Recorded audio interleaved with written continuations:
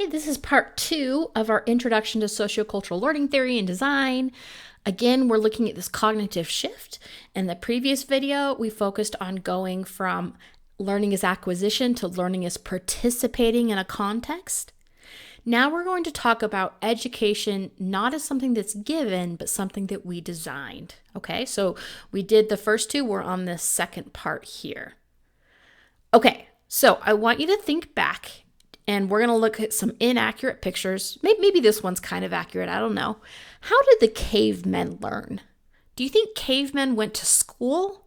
How did they learn if they didn't go to school? I think they mostly learned from participating with others.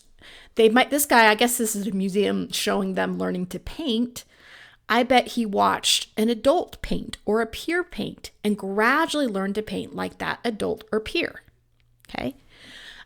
Most likely there was not a school where he went and sat down and learned to paint, but he was still very capable of learning a practical, important skill like that. Okay. So this went on for a long time. People just learned. They didn't have school. School was an idea. School was something that humans made up.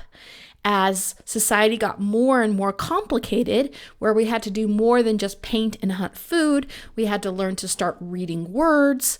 We started developing schools. Okay, why do we need schools?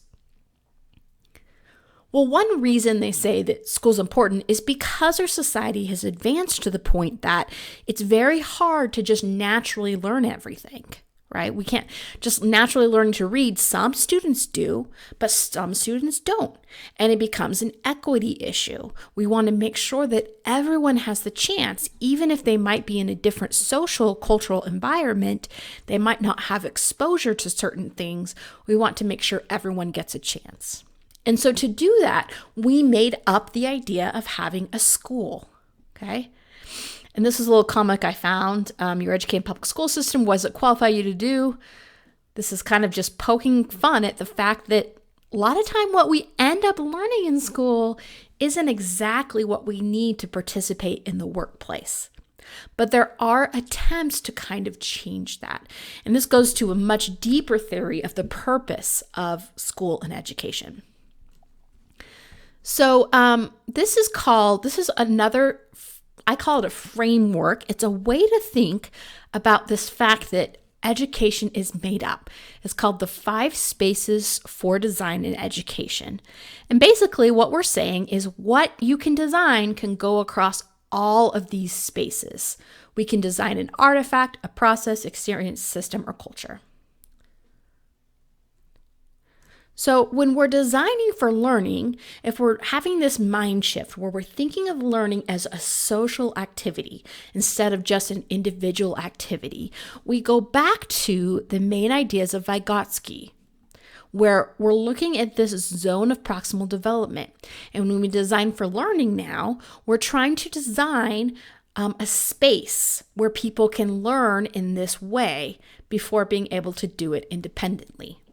Now, one thing I want to note, the whole idea that eventually someone's going to be able to do something independently actually is just a theory. There are some perspectives that you never really need to be able to do something independently. You always have resources. And so instead of development is going from social to independent, it just becomes more of a participant in the social practice. And we will be going into that more next week.